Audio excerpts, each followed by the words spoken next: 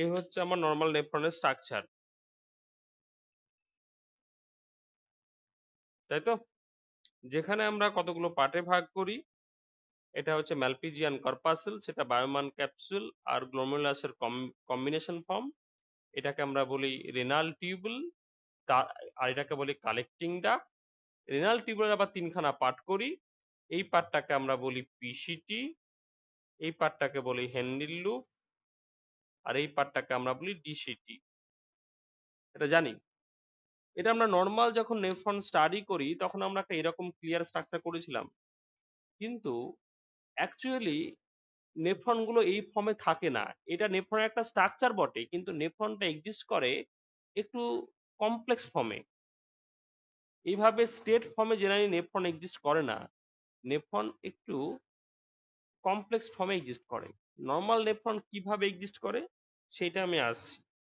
নেফ্রনের digital renal টিউবুলটা গ্লোমেরুলাসের afferent আর efferent আর্টেরিওলের যে folding form, সেই folding ফর্মের সঙ্গে বা ফোল্ডিং স্পেসের সঙ্গে ওরা কি হয়, ক্রসলি ট্রান্সমিটেড হয়। ওদের মধ্যে দিয়ে ট্রান্সমিশনটা ক্রসলি হয়, ক্রস করে, পুরোটাই ক্রস করে। আমার হাত দুটো, আমার হাতের আঙুল দুটো বুঝতে পারছি, হাতের আঙুল দুটো, এই দুটো হয়তো এটা অ্যাফারেন্ট এটা ইফারেন্ট, এই দুটোর মাঝ দিয়ে এদের মাঝে যে এখানে যে বললাম ফোল্ডিং স্পেস, এই ফোল্ডিং স্পেসের মধ্যে দিয়ে আমার কি হয়, ডিজিটাল রেনাল টিউবুলটা এইভাবে ক্রস করে। ওকে, এই স্ট্রাকচার দেখানোর চেষ্টা করছি। তো যাই হোক, জাক্সটা গ্লোমেরুলার অ্যাপারেটাস কেন তৈরি হয়? এটা যেটা কমপ্লেক্স ফর্ম কার, নেফ্রনের। নর্মালি নেফ্রনের ডিজিটাল রেনাল টিউবুল আর গ্লোমেরুলাসের একটা কম্বাইন এক্সিস্টিং ফর্ম হচ্ছে জাক্সটা গ্লোমেরুলার অ্যাপারেটাস। সেখানে কোন কোন সেল পার্টিসিপেট করে? তার মধ্যে তিন ধরনের সেল পার্টিসিপেট করে। একটা হচ্ছে অ্যাফারেন্ট আর ইফারেন্টের ওয়ালের থাকা স্মুথ মাসল সেল। এই ওয়ালে যে সেলগুলো থাকে সেখানকার মডিফাইড মাসল সেল বা ওয়ালের যে সেল, সেই সেলগুলোর মধ্যে মডিফাইড সেল, যে সেলগুলোকে বলা হয় জাক্সটা গ্লোমেরুলার সেল। অ্যাফারেন্ট আর ইফারেন্ট আর্টেরিওলের ওয়ালে থাকা মডিফাইড জাক্সটা গ্লোমেরুলার সেল। 2 নম্বর হচ্ছে ডিজিটাল রেনাল টিউবুলের মধ্যে থাকা স্পেশাল সেল। আমি নর্মাল ডিজিটাল রেনাল টিউবুল যদি সেকশন করি কি দেখবো, আমরা কি জানি normal cellular level, normal cellular লেভেলের ডিজিটাল যে রেনাল টিউবুল তাকে যদি আমরা সেকশন করি, তার ওয়ালে আমরা কতগুলো সেল পাই এরকম। সেই সেলগুলোকে আমরা কি সেল বলি? ওগুলোকে মনে পড়ছে? ওদেরকে বলা হয় কিউবয়েডিয়াল এপিথেলিয়াল সেল। এরা হচ্ছে সিঙ্গেল একটা লেয়ার ফর্ম করে, কিউবয়েডাল এপিথেলিয়াল সেল। কোথায়? ডিজিটাল রেনাল টিউবুলে। কিন্তু বক্তব্য হচ্ছে এই ডিজিটাল রেনাল টিউবুলের কিউবয়েডাল এপিথেলিয়াল সেলগুলো কিন্তু জাক্সটা গ্লোমেরুলার অ্যাপারেটাসে পার্টিসিপেট করে না। এই কিউবয়েডাল এপিথেলিয়াল সেলগুলোর মধ্যে যে কিউবয়েডাল এপিথেলিয়াল সেলগুলো, খেয়াল করতো এই সেলটা, এই সেলটা আর এই সেলটা, এই তিনটে সেল কিন্তু এই এর কন্ট্যাক্টে চলে আসছে, গ্লোমেরুলাসের কন্ট্যাক্টে চলে আসছে। গ্লোমেরুলাসের কন্ট্যাক্টে আসা এই সেলগুলো, এরা কিন্তু কি সেল? এরা বললাম কিউবয়েডাল এপিথেলিয়াল সেল। গ্লোমেরুলাসের অ্যাফারেন্ট আর ইফারেন্ট আর্টেরিওলের কন্ট্যাক্টে থাকা এই কিউবয়েডাল সেলগুলো কি হয়, এরা মডিফাইড হয়। এরা মডিফাইড হয়ে কি হয়, একটু লার্জ সেলে কনভার্ট হয়, যাকে আমরা বলি জায়েন্ট সেল। জায়েন্ট মানে দৈত্য, জায়েন্ট আকৃতির সেল তৈরি করে এরা, হঠাৎ করে এরকম লার্জ সেলে কনভার্ট হয়। এই যে লার্জ সেলগুলো কনভার্ট হলো, বাকি সেলগুলো কিন্তু নর্মাল, মানে নর্মাল কিউবয়েডাল সেল ফর্মই থাকে, কিন্তু এই কয়েকটা সেল, বাকি সেল নর্মালি কিউবয়েডাল ফর্মেই থাকে। শুধুমাত্র কিউবয়েডালের মধ্যে যে সেলগুলো যা আমার গ্লোমেরুলাসের অ্যাফারেন্ট আর ইফারেন্ট আর্টেরিয়াল কন্ট্যাক্টে থাকে, সেই সমস্ত কিউবয়েডাল সেলগুলো মডিফাইড হয়ে একটা লার্জ সেলে কনভার্ট হয়। যে লার্জ সেলে কনভার্ট হয় সেই লার্জ সেলটাকে আমরা কি বলি? সেই লার্জ সেলগুলোকে আমরা বলি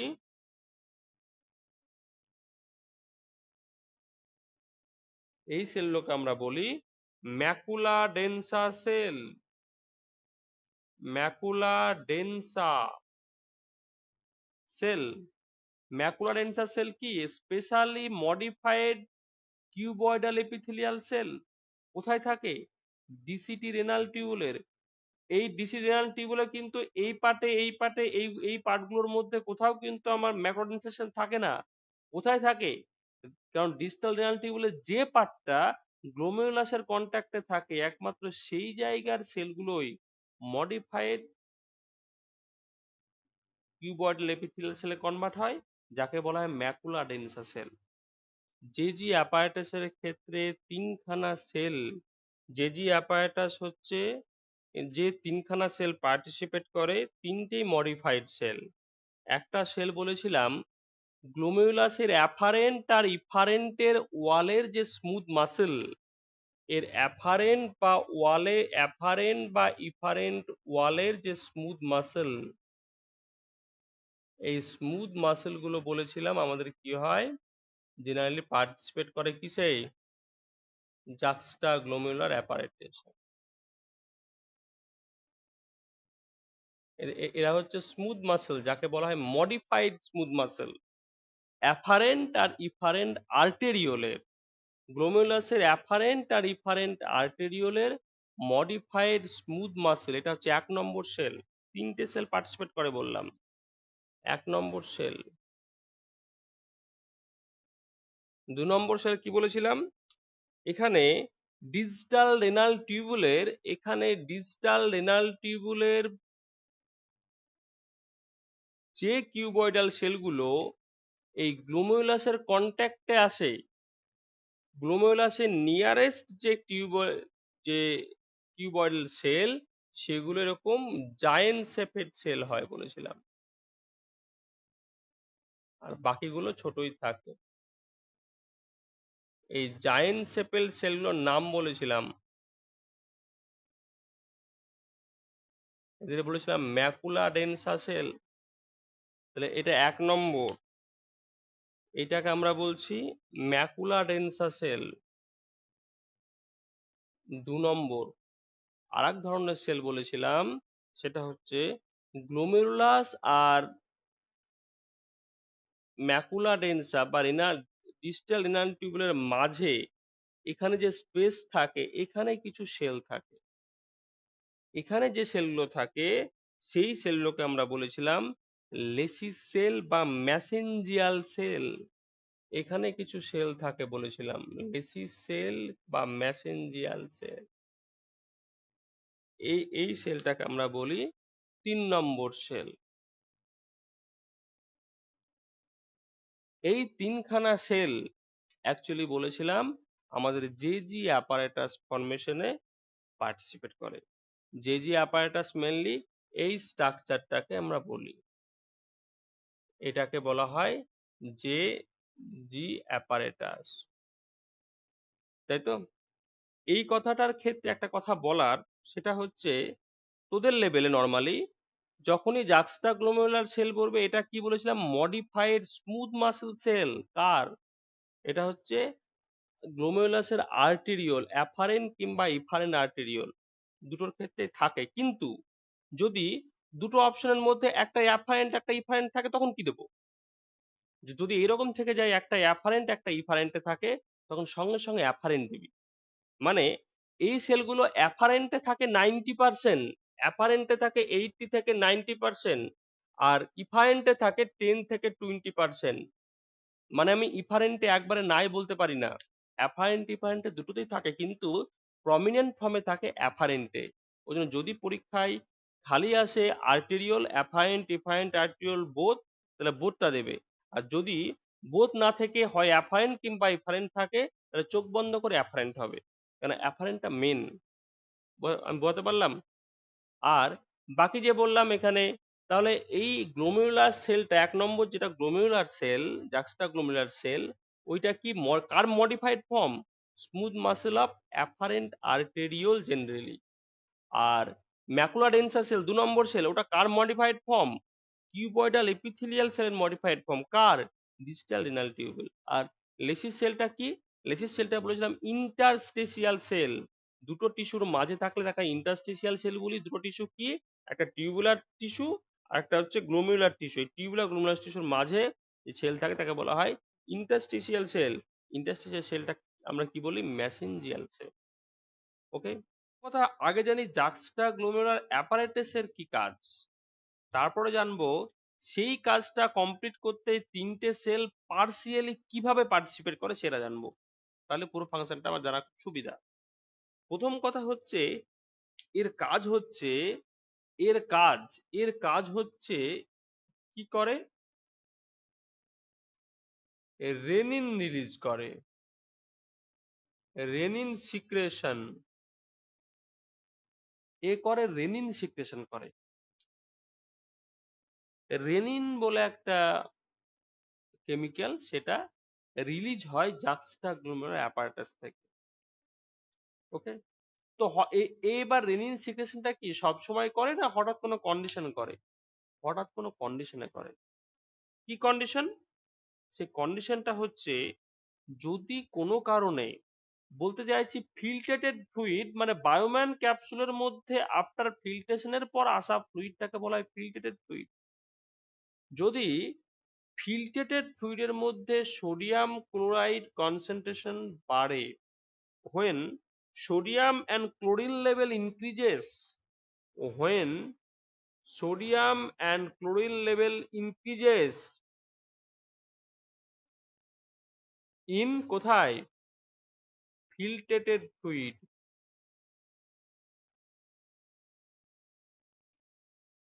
ফিল্ট্রেটেড ফ্লুইডের মধ্যে সোডিয়াম আর ক্লোরিনের কনসেন্ট্রেশন বাড়া, এটা হচ্ছে ইম্পালস। এই ইম্পালসের কারণে কি হয়? এই ইম্পালসের কারণে জাক্সটা গ্লোমেরুলার থেকে রেনিন রিলিজ হয়। জাক্সটা গ্লোমেরুলারের কাজ হচ্ছে রেনিন রিলিজ করা, এই অ্যাপারেটাসটার কাজ। অ্যাপারেটাসে স্টিমুলাস কে দেয়, কখন অ্যাক্টিভেট হয়? যখন সোডিয়াম ক্লোরিন লেভেল কি হয়? বাড়ে। কোথায়? ফিল্ট্রেটেড ফ্লুইডের মধ্যে।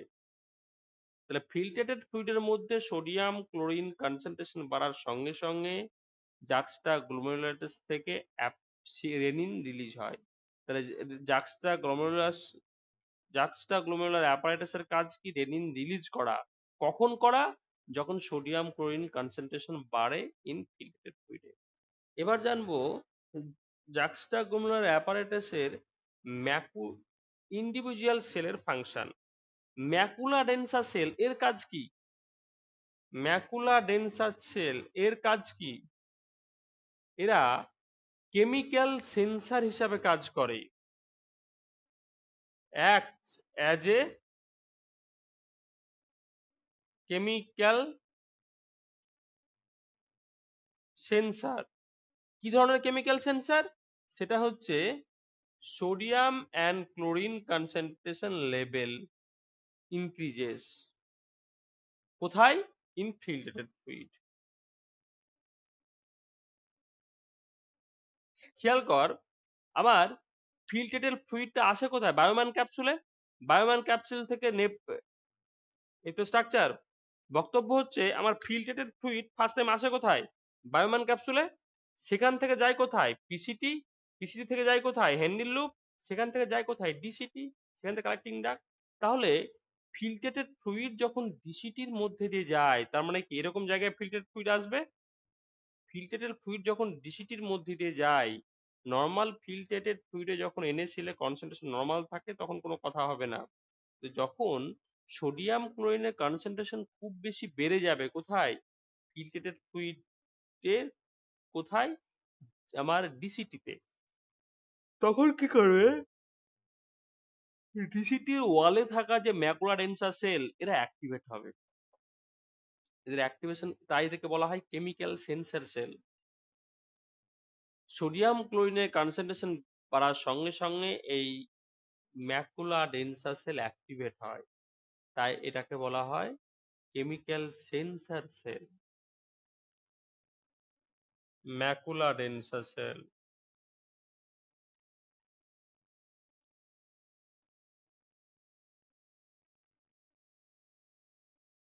Macula densa cell. বক্তব্য হচ্ছে যখন কোনো কারণে সোডিয়াম আর ক্লোরিনের কনসেন্ট্রেশন গেল বেড়ে, ইনক্রিজেস, তখন কি হয়, এরা অ্যাক্টিভেট করে কাকে? ম্যাকুলা ডেন্সা সেলকে। Macula densa cell, MC, macula densa সেলকে যখন অ্যাক্টিভেট করে, ম্যাকুলা ডেন্সা সেল থেকে রিলিজ হয় একটা মেটেরিয়াল। এরা রিলিজ করে কি মেটেরিয়াল? অ্যাডিনোসিন। অ্যাডিনোসিন বলে একটা মেটেরিয়াল রিলিজ করে। অ্যাডিনোসিন মেটেরিয়াল যখন রিলিজ করে, এখানে থাকে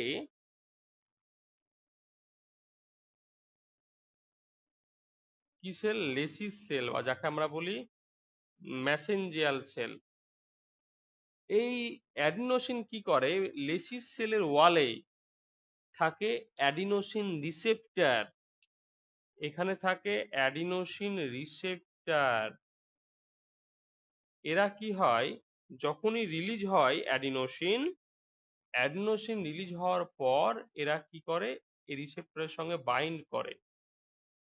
এরা রিসেপ্টরের সঙ্গে যখনই অ্যাডিনোসিন বাইন্ড করে, সঙ্গে সঙ্গে এই ম্যাকুলা, এই যে মেসেঞ্জিয়াল সেল, সেই সেলের ভেতরে কি হয়, এই সেলের ভেতরে ক্যালসিয়াম লেভেল বাড়তে শুরু করে। এই সেলের মধ্যে যখনই ক্যালসিয়াম লেভেল বাড়তে শুরু করে, এই সেলগুলোর এই সেলগুলোর সঙ্গে জাক্সটা গ্লোমেরুলার সেল ইন্টার কানেক্টেড থাকে। কি দিয়ে? যাকে আমরা গ্যাপ জাংশন বলি। এরা ইন্টার কানেক্টেড থাকে। যখনই এই সেলের মধ্যে ক্যালসিয়াম বাড়তে শুরু করে, সেই ক্যালসিয়াম আস্তে আস্তে কি করে, এই সেলে ঢুকতে শুরু করে।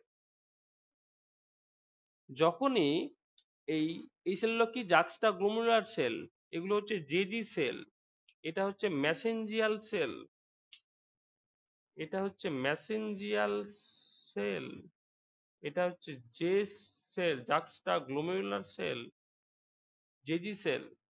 জেজি সেলে যখনই ক্যালসিয়াম লেভেল বাড়তে শুরু করে, জেজি সেলের মধ্যে থাকে স্টোরেজ, রেনিন স্টোরেজ, কিছু এরকম ভেসিকল থাকে, রেনিন স্টোরেজ ভেসিকল থাকে। যখনই ক্যালসিয়াম লেভেল বাড়ে, তখনই কি হয়, এই রেনিন স্টোরেজ ভেসিকেল গুলো কি হয়, এর ওয়ালে এভাবে ফিউজ হয়ে যায়, এবং এখান থেকে রেনিন গুলো বেরোতে শুরু করে কোথায়? ব্লাডে। এবং এরা কন্টিনিউ গ্লোমেরুলার ব্লাডের মধ্যে কনভার্ট করতে শুরু করে। এখানে কি রিলিজ হয়? রিলিজ যেটা হয় সেটা হচ্ছে রেনিন। রেনিন। তাই আমি বললাম জাক্সটা গ্লোমেরুলার অ্যাপারেটাসের কাজ কি? রেনিন সিক্রেট করা। আর জাক্সটা গ্লোমেরুলার অ্যাপারেটাস কিভাবে অ্যাক্টিভেট হয়? NaCl কনসেন্ট্রেশন বাড়ার সঙ্গে সঙ্গে ফ্লুইডে, ফিল্টারেড ফ্লুইডে। তাহলে এবার ফিল্টারেড ফ্লুইডে NaCl বাড়ার সঙ্গে সঙ্গে ফাইনালি রেনিন সিক্রেশনটা কি হচ্ছে, তিনটে সেল কম্বাইন ভাবে পার্টিসিপেট করে ক্রিয়েট করছে। আর এখানে খেয়াল কর, মেসেঞ্জিয়াল যে সেল, সে সে কিন্তু ইন্টার কানেক্টর সেল হিসাবে কাজ করছে। কার কার মধ্যে? ম্যাকুলা ডেন্সা সেল আর এই জাক্সটা গ্লোমেরুলার সেলের মধ্যে ইন্টার কানেক্টর হিসাবে কাজ করছে, তাই তো? এবং ফাইনালি কি করছে, রেনিন সিক্রেট করছে। এই যে অ্যাপারেটাস, এটাকে বলা হয় জাক্সটা গ্লোমেরুলার অ্যাপারেটাস। জাক্সটা গ্লোমেরুলার অ্যাপারেটাসে ম্যাকুলা ডেন্সা সেলের কাজ কি? কেমিক্যাল সেন্সার হিসাবে কাজ করে। আবার জাক্সটা গ্লোমেরুলার সেলের কাজ কি? রেনিন সিক্রেটারি সেল হিসাবে কাজ করে। মেসেঞ্জিয়াল সেলের কাজ কি? এরা ইন্টার কানেক্টর সেল হিসাবে কাজ করে। কার কার মধ্যে? আমার ম্যাকুলা ডেন্সা সেল আর জাক্সটা গ্লোমেরুলার সেল।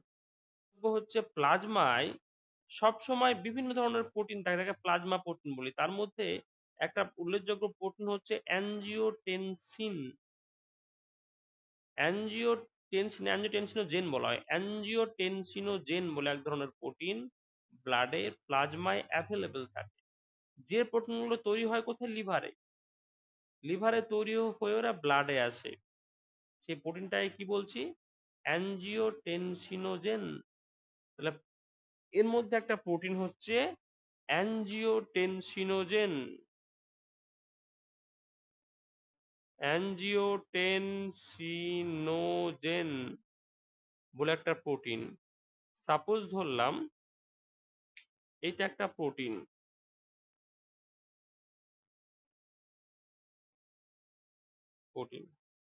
রেনিন কি করে, রেনিন অ্যাকচুয়ালি কি করে, অ্যানজিওটেনসিনোজেন,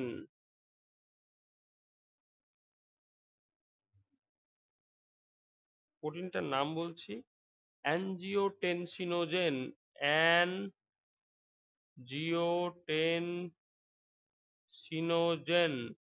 এ কি করে, এ ব্লাডে ঘুরে বেড়ায়, অসংখ্য ব্লাডে আছে, এটা নর্মালি ইনঅ্যাক্টিভ প্রোটিন, ব্লাডে থাকা অবস্থায় এরা হচ্ছে সব ইনঅ্যাক্টিভ প্রোটিন, ইনঅ্যাক্টিভ।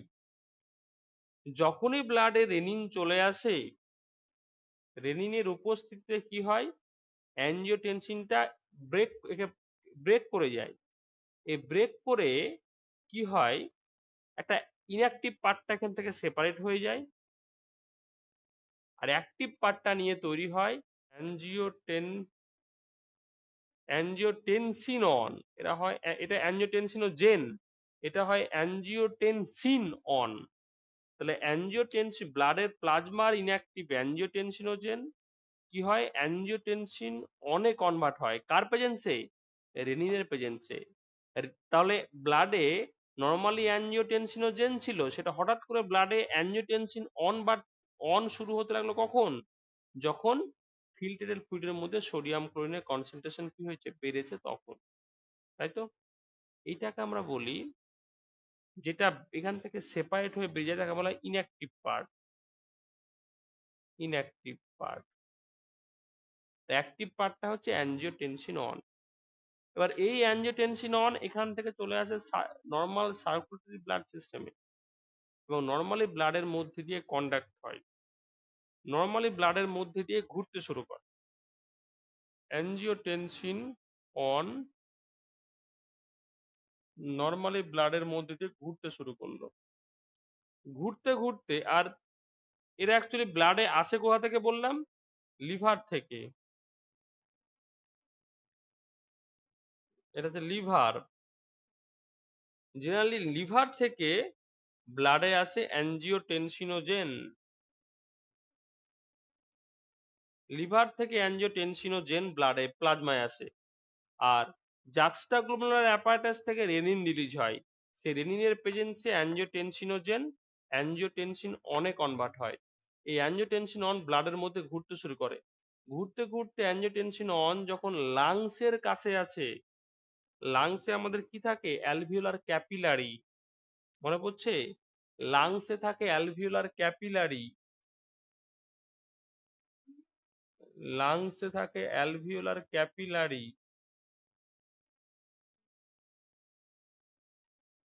অ্যালভিওলার, এখানে থাকে অ্যালভিওলার ক্যাপিলারি, লাংসের যে অ্যালভিওলার ক্যাপিলারি, সেই ক্যাপিলারি সেলের যে ওয়াল, সেই সেলের ওয়ালে থাকে এক ধরনের স্পেশাল টাইপের এনজাইম, যে এনজাইমটাকে আমরা বলি অ্যানজিওটেনসিন অন কনভার্টিং এনজাইম, একে বলা হয় অ্যানজিওটেনসিন অন কনভার্টিং এনজাইম। তার প্রেজেন্সে কি হয়, এই যে অ্যানজিওটেনসিন অনটা তৈরি হয়েছিল, অ্যানজিওটেনসিন টাইপ অন যে তৈরি হয়েছিল, এটা কি হয়, এইটা কনভার্ট হয়ে যায় অ্যানজিওটেনসিন অন কনভার্টিং এনজাইম, এর নাম হচ্ছে angiotensin on converting enzyme, ACE, angiotensin on converting enzyme. এর প্রেজেন্সে কি হয়, অ্যানজিওটেনসিন অনটা অ্যানজিওটেনসিন 2 তে কনভার্ট হয়, কনভার্ট হয় অ্যানজিওটেনসিন 2। এই অ্যানজিওটেনসিন 2 টা কি হয়, আবার ব্লাডের মধ্যে দিয়ে ঘুরতে শুরু করে, এই অ্যানজিওটেনসিন অন আবার ব্লাডের মধ্যে দিয়ে কি করে, ঘুরতে শুরু করে। এই অ্যানজিওটেনসিন টাইপ, এই অ্যানজিওটেনসিন 2 টা অ্যাকচুয়ালি কি, 2 টাকে বলা হয় ভেসো কনস্ট্রিক্টর। এই 2 টা যখনই ব্লাডে চলে আসে, ব্লাডের আশেপাশে যে স্মুথ মাসেল থাকে সেই স্মুথ মাসেল গুলোকে কন্ট্যাক্ট করে, এবং কন্ট্যাক্ট করলে কি হয়, ভেসেলটা সংকুচিত হয়, যে কোনো ভেসেল সংকুচিত হয়, এবং ভেসেল যখনই সংকুচিত হবে কি হবে, ওর মধ্যে ব্লাড প্রেশারটা কি হবে, বাড়বে। তাহলে অ্যাঞ্জিওটেনসিন 2 এর কাজই হচ্ছে ভেসো কনস্ট্রিকশন করে, আর ভেসো কনস্ট্রিকশন করলে কি হবে, আমার ব্লাড প্রেশার বাড়বে। তাহলে এইভাবে অ্যাঞ্জিওটেনসিন যে সিস্টেম, তার কাজ হচ্ছে ব্লাড প্রেশার বাড়ানো। অ্যাঞ্জিওটেনসিন সিস্টেম কখন অ্যাক্টিভেট হয়, যখন জাক্সটাগ্লোমেরুলার অ্যাপারেটাস অ্যাক্টিভেট হয়। জাক্সটাগ্লোমেরুলার অ্যাপারেটাস কখন অ্যাক্টিভেট হয়, যখন সোডিয়াম ক্লোরিন কনসেন্ট্রেশনটা বাড়ে, কোথায়, ফিল্টারেড ফ্লুইডে। আর কখন এটা বাড়ে ফিল্টারেড ফ্লুইডে, যখন ব্লাডে সোডিয়াম ক্লোরিনের কনসেন্ট্রেশন কম থাকে। সোডিয়াম ক্লোরিনের কনসেন্ট্রেশন কখন কম থাকে, যখন ব্লাড প্রেশার কম থাকে। তো যখন লো ব্লাড প্রেশার হয়, তা সেক্ষেত্রে কি হয়, সাধারণত এই অ্যাঞ্জিওটেনসিন সিস্টেমটা অ্যাক্টিভেট হয়, যেখানে পরপর স্টেপ বাই স্টেপ কি চলে আসে, প্রথমে রেনিন রিলিজ হয়, সে প্লাজমায় থাকা অ্যাঞ্জিওটেনসিনোজেনের ওপর কাজ করে, তাকে ইনঅ্যাক্টিভ ফর্মটা কেটে বাদ দিয়ে অ্যাঞ্জিওটেনসিন অনে কনভার্ট করে। অ্যাঞ্জিওটেনসিন ওটা আমার ব্লাড দিয়ে ঘুরতে ঘুরতে যখনই লাংসের মেমব্রেনের কাছে আসে, ক্যাপিলারি মেমব্রেনের পাশে, তখন তারা কি হয়, এনজাইম, অ্যাঞ্জিওটেনসিন কনভার্টিং এনজাইমের প্রেজেন্সে অ্যাঞ্জিওটেনসিন অনটাকে অ্যাঞ্জিওটেনসিন 2 এ কনভার্ট করে। আর অ্যাঞ্জিওটেনসিন 2 টা হচ্ছে কি বললাম, প্রধান ভেসো কনস্ট্রিক্টর এজেন্ট। সে কি করে, ব্লাড ভেসেল গুলোকে সংকুচিত করে এবং রেনালের মধ্যে ব্লাড ফ্লোটা বাড়ায়, বা ব্লাড মেনে রেনালের মধ্যে ব্লাড ফ্লো বাড়ায়। এই কথাগুলো বোঝা গেল। এটাকে বলা হয় renin angiotensin system. Renin angiotensin system, আর এ সিস্টেম, এটাকে বলা হয় আর এ সিস্টেম। চলো এবার কথা হচ্ছে, অ্যাঞ্জিওটেনসিন টাইপ 2 টা যখনই ব্লাডে বাড়তে শুরু করে, তারা কি করে, তারা ঘুরতে ঘুরতে আমাদের কিডনির ওপরে একটা ক্যাপ লাইক স্ট্রাকচারে একটা গ্রন্থি থাকে, যাকে আমরা বলি অ্যাড্রিনাল গ্ল্যান্ড। এই অ্যাড্রিনাল গ্ল্যান্ডের একটা স্পেশাল কর্টেক্স রিজিয়ন থেকে এক ধরনের মেটেরিয়াল রিলিজ হয়, অ্যালডোস্টেরন, যাকে রিলিজ করতে হেল্প করে অ্যাঞ্জিওটেনসিন 2। অ্যাঞ্জিওটেনসিন 2 এর দুটো কাজ, একটা বললাম ভেসো কনস্ট্রিক্টর হিসেবে কাজ করে, ব্লাড ভেসেলের স্মুথ মাসেলটাকে কন্ট্যাক্ট করে। যে কোনো ব্লাড ভেসেলের এখানে যে স্মুথ মাসেল গুলো থাকে, এই কি করে, এদেরকে কন্ট্যাক্ট করায়। এদের কন্ট্যাক্ট করলে কি হবে, ব্লাড ভেসেলটা আরো বেশি ন্যারো হবে, এই ব্লাড ভেসেলের ভেতরকার যে এটা আরো ন্যারো হয়ে যাবে। আর ন্যারো হলে কি হবে, ব্লাডটা আরো জোরে ফ্লো হবে, ওর জন্য ব্লাড প্রেশারটা বাড়বে। এটাকে বলা হয় ভেসো কনস্ট্রিকশন। তাহলে অ্যাঞ্জিওটেনসিন টাইপ 2 কি করে, ভেসো কনস্ট্রিকশন করে, করে কি করে ব্লাড প্রেশার বাড়ায়। আর একটা কাজ কি, আর একটা কাজ হচ্ছে অ্যাড্রিনাল গ্ল্যান্ডের কর্টেক্স রিজিয়ন থেকে অ্যালডোস্টেরন রিলিজ করায়। এই অ্যালডোস্টেরন কি করে, অ্যালডোস্টেরন এই রেনাল টিউবুলে যেমন সোডিয়াম ক্লোরিনের রিঅ্যাবজর্ব বাড়ায়, আবার ইন্টেস্টাইন থেকে সোডিয়াম ক্লোরিনের অ্যাবজর্পশনও বাড়ায়। তাহলে ফাইনালি কি করে, এরা ব্লাডে সোডিয়াম আর ক্লোরিনের কনসেন্ট্রেশন বাড়ায়। এরা সোডিয়াম অ্যান্ড ক্লোরিন কনসেন্ট্রেশনটাকে বাড়ায়। কোথায় বাড়ায়, ইন প্লাজমা। এরা প্লাজমায় বাড়ায়। তা প্লাজমায় সোডিয়াম আর ক্লোরিনের কনসেন্ট্রেশন বাড়লে কি হবে, প্লাজমায় ব্লাড, এখানে সোডিয়াম ক্লোরিনের কনসেন্ট্রেশন যত বাড়বে প্লাজমায়, তত প্লাজমার ঘনত্ব বাড়বে, তত প্লাজমার মধ্যে ওয়াটার অ্যাবজর্পশন রেট তত বাড়বে, মানে প্লাজমার অসমোলারিটি প্রেসার বাড়বে। তখন তো বাইরে থেকে জল নেবে, এবং জলের পরিমাণ যত ব্লাডের মধ্যে মানে বাড়বে, ফাইনালি কি হবে, ব্লাড প্রেশারটা বাড়বে। তাহলে আমার মেন উদ্দেশ্য হচ্ছে ব্লাড প্রেশার বাড়ানো, সেটা অ্যাঞ্জিওটেনসিন টাইপ 2 আমার ভেসো কনস্ট্রিকশন করেও করতে পারে, আবার অ্যালডোস্টেরন রিলিজ করে সোডিয়াম কনসেন্ট্রেশন প্লাজমায় বাড়িয়েও করছে। ওকে, তাহলে আমার যখন angiotensin type 2 sodium chlorine concentration বাড়িয়ে ব্লাড প্রেশার বাড়াচ্ছে, সেই সিস্টেমটাকে আমরা বলবো কি, সেই সিস্টেমে কে কে ইনভলভ হচ্ছে, রেনিন ইনভলভ হচ্ছে, অ্যাঞ্জিওটেনসিন ইনভলভ হচ্ছে, আর হচ্ছে অ্যালডোস্টেরন। তাই তাকে বলা হয় আর এ এস সিস্টেম। একে বলা হয় এই পাথওয়েটা, এটা দিয়ে ঘুরে এই যে পাথওয়ে, এটাকে আমরা বলবো কি সিস্টেম? রেনিন। রেনিনের জন্য renin for R, renin for R, angiotensin form A, aldosterone for A, আর সিস্টেম ফর এস। এটাকে বলা হয় র্যাস, আর এ এস। আর যদি আমি অ্যালডোস্টেরন না বলে খালি বলি যে ব্লাড প্রেশার বাড়ছে ভেসো কনস্ট্রিকশন দিয়ে, তাহলে সেই সিস্টেমটাকে বলবো R A system. R A system, R for renin R angiotensin for A, তাহলে আর এ সিস্টেম। তাহলে একটা হচ্ছে আর এস, একটা আর এস, দুটো আলাদা। আরএএস মানে হচ্ছে আমাদের রেনিন, অ্যাঞ্জিওটেনসিন আর অ্যালডোস্টেরন ডিপেন্ডেন্ট যে সিস্টেম, যে সিস্টেমের মাধ্যমে ব্লাড প্রেশার বাড়ে, তাকে আমরা বলি র্যাস সিস্টেম, আরএএস। আর যেখানে রেনিন অ্যাঞ্জিওটেনসিন দিয়ে ভেসো কনস্ট্রিকশনের থ্রু দিয়ে ব্লাড প্রেশার বাড়ে, তাকে আমরা বলি নর্মাল আরএএস সিস্টেম। ওকে, এই গেল আমাদের র্যাস সিস্টেম আর আরএএস সিস্টেম, যার মধ্যে আমার জাক্সটা গ্লোমেরুলার অ্যাপারেটাসটা মেজর রোল প্লে করছে।